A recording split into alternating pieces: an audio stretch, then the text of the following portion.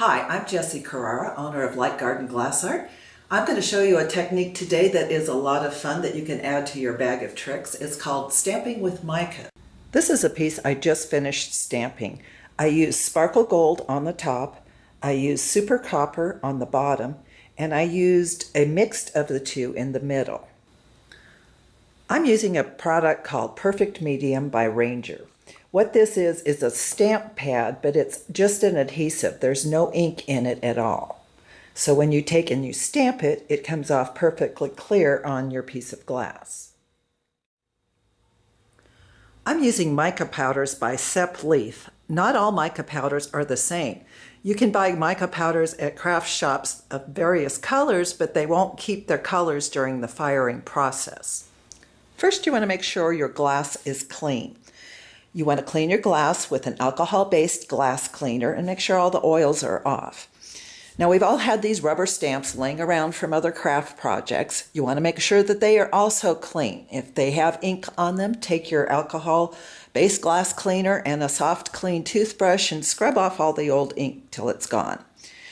Then you want to take your stamp pad and press it into the adhesive pad and make sure that all parts of it are covered. And then carefully stamp that onto your glass without smudging and lift it straight back off. All that leaves on your glass is an adhesive.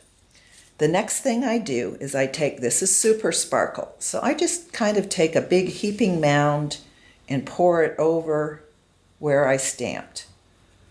Once the mica is covering the adhesive, you can go right over the top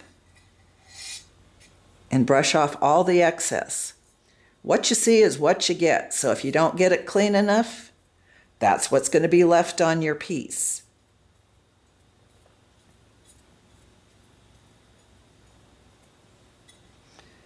So there's my first snowflake. And then I just continue.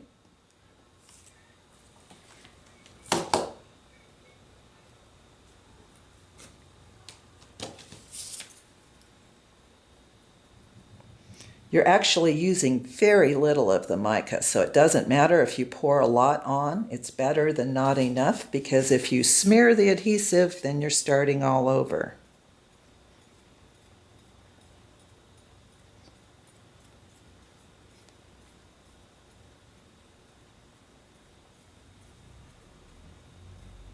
See how easy that is? Ranger also makes a perfect medium pen, which is great for autographing things or baby's first Christmas or happy anniversary, labeling some of your artwork. This pen writes with the same adhesive that the stamp pad uses.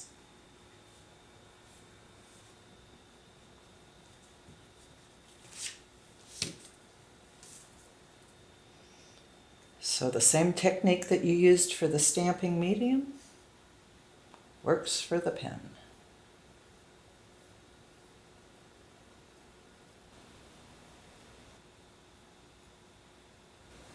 So we talked a little bit about mixing colors, and it's almost as easy to mix some colors, and it really gives it a wonderful appearance. So you apply the adhesive the same way. Make sure that your whole rubber stamp is covered. And I'm going to use sparkle gold and super copper, and I'm going to do half of it in super gold.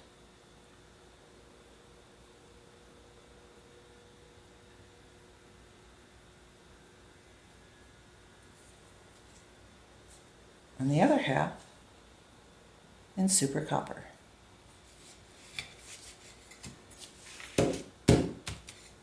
You can't reclaim your mica as easily as you can with one color, but it sure gives it a nice variegated effect.